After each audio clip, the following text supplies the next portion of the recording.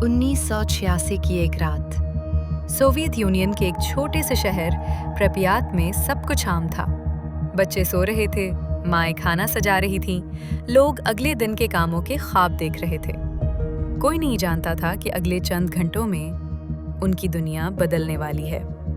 ये है चेरनोबिल की कहानी, एक ऐसी तबाही जो नजर नहीं आती थी मगर बहुत दूर तक जाती थी। चेरनोबिल कोई आम जगह नहीं थी। यहाँ एक बहुत बड़ी न्यूक्लियर पावर प्लांट था। उसका नाम था चेरनोबिल न्यूक्लियर पावर प्लांट। ये प्लांट बिजली बनाने के लिए था, जैसे बड़े डैम, हाइड्रो पावर या कूल पावर प्लांट्स होते हैं, वैसे ही ये प्लांट न्यूक्लियर एनर्जी से बिजली पैदा करता था। ये पूरे इलाके को बिजली देता था। हजारों लोगों की नौकरियां उसी से जुड़ी थीं और सोवियत यूनियन के लिए ये फख्र की बात समझा जाता था। प्लांट का सबसे अहम हिस्सा था रिएक्टर नंबर 4 और इसी रिएक्टर के अंदर वो सब कुछ हुआ जो तारीख को बदल गया। एक पावर प्लांट, एक शहर, एक पूरी कौम और एक ऐसी गलती जो आज तक दुनिया को याद है। आइए देखते हैं कि 26 अप्रैल 1986 को यूक्रेन में क्या हुआ था। वो वाकया जिसने पूरी दुनिया को झंझोर दिया और इंसानियत को तकरीबन एक्सटिंक्शन के दहाने पर ला खड़ा किया।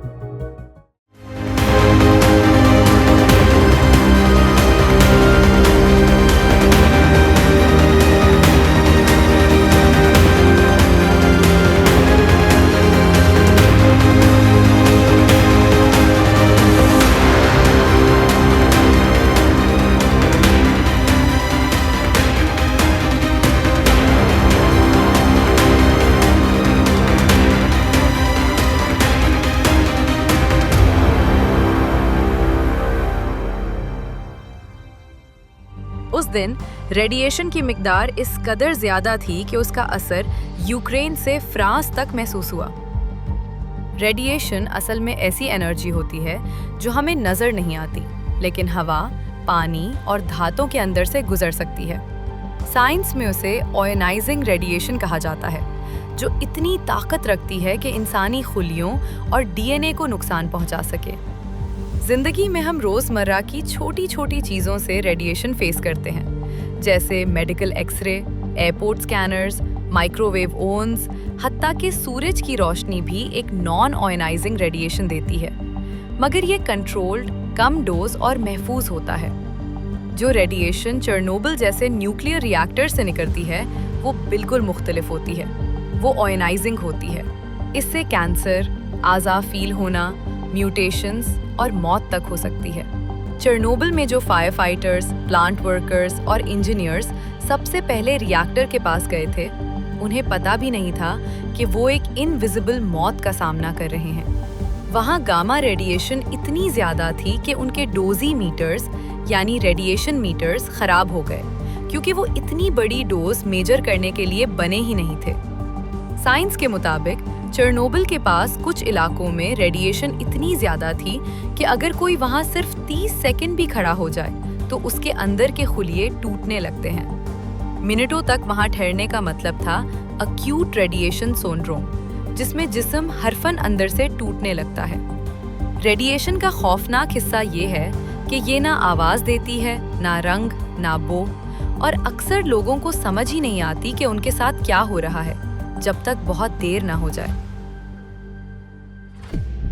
पावर प्लांट के अंदर रात की शिफ्ट चल रही थी। इंजीनियर्स एक सिक्योरिटी टेस्ट करने वाले थे। ही टेस्ट आम जबान में यूं समझो, अगर प्लांट की बिजली अचानक बंद हो जाए तब भी क्या ये कुछ देर तक खुद को चलाए रख सकता है या नहीं, क्योंकि अगर बिजली बंद हो जाती तो रिएक्टर बहुत गर्म हो सकता था और वो खतरनाक है, इसलिए ये टेस्ट जरूरी था। अब मसला कहाँ बना? असल में प्लांट को ये टेस्ट दिन के वक्त करना था, मगर ऊपर से ऑर्डर आया, आज नहीं, अभी नहीं, कुछ देर बाद करो। इस चक्कर में टेस्ट रात 1 बजे के करीब शिफ्ट के लोगों को करना पड़ा, जबकि वो थके हुए, परेशान और जल्दी में थे। फिर एक और मसला हुआ। टेस्ट में पावर लेवल कम करना था, यानी रिएक्टर की आग कम करनी थी, मगर पावर ज्यादा कम हो गई। इतनी कम कि खतरनाक हो गई। एक इंजीनियर ने कहा, यार पावर बहुत नीचे जा रही है, ऐसा नहीं होना चाहिए। दूसरे ने जवाब दिया, बस दोबारा बढ़ा दो, हमें टेस्ट खत्म करना है। यहाँ एक बड़ी गलती हुई। उन्होंने पावर लेवल जबरदस्ती बढ़ाया, और जब न्यूक्लियर रिएक्टर को जबरदस्ती चलाया जाता है तो वो अंदर से गुस्से में आता है। कितने इंजीनियर्स ये सब देख रहे थे, मगर हैरान थे, ये आदत ठीक नहीं, मगर हम फिर भी आगे क्यों बढ़ रहे हैं। एक अजीब सी बेचैनी थी, मगर ऊपर से दबाव था और प्लांट में खामोशी के साथ खतरा बढ़ रहा था। एक लम्हा, एक आवाज, और फिर एक जोरदार धमाका। पूरी इमारत हिल गई। बाहर से ऐसा लगा जैसे आसमान फट गया हो। इंजीनियर्स चीखे, ये क्या हुआ है? रिएक्टर फट गया है। कोई यकीन नहीं कर रहा था। सोवियत यूनियन के इंजीनियर्स के लिए रिएक्टर फटना नामुमकिन समझा जाता था। उन्हें बचपन से बताया गया था कि हमारे रिएक्टर नहीं फटते, मगर हकीकत उस वक्त सामने खड़ी थी, तारीख, खौफनाक और बेआवाज।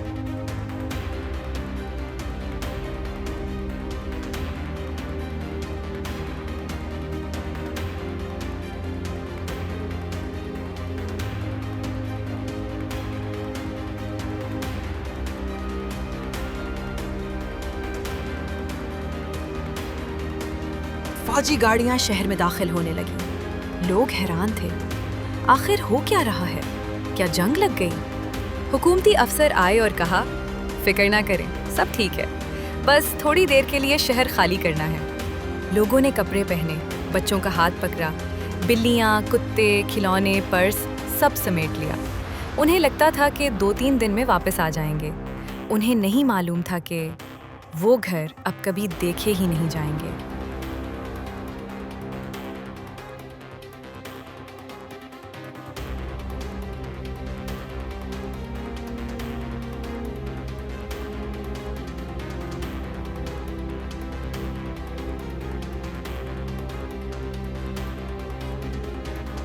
बसों ने बैठते वक्त एक माँ ने घर की तरफ देखकर कहा, फर्ज बंद नहीं किया, वापस आकर कर लेंगे। वो कभी वापस नहीं आई। और दूसरी तरफ साइंसदान और इंजीनियर पावर प्लांट के अंदर झुके हुए थे।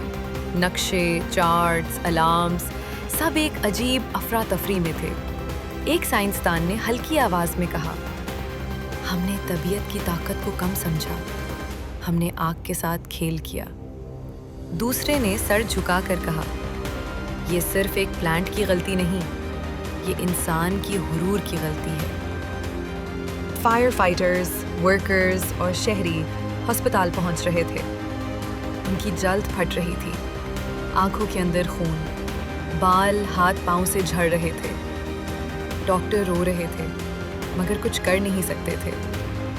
एक फायर फाइटर ने बीवी का हाथ पकड़ा और आहिस्ता कहा, मैंने तो सिर्फ आग बुझाई थी, मैं क्यों मर रहा हूँ? बीवी जवाब नहीं दे पाई, बस हाथ पकड़े रही। चंद हफ्तों बाद प्रप्यात खाली हो चुका था।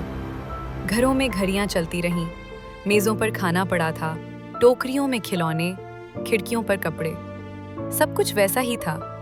सिर्फ लोग नहीं थे। दरख्त बड़े हो गए, इमारतें बोसीदा हो गईं, खेल के झूले झूलना छोड़ गए, मगर यादें वहीं रह गईं। आज चेरनोबिल दुनिया का सबसे बड़ा सबक है। ये सबक के इंसान कितना आगे जा सकता है और कितनी बड़ी गलती कर सकता है। ये दिखाता है कि एक गलत फैसला, एक गलत टेस्ट, एक छोटा सा गुरूर पूरी नस्ल बदल सकता है।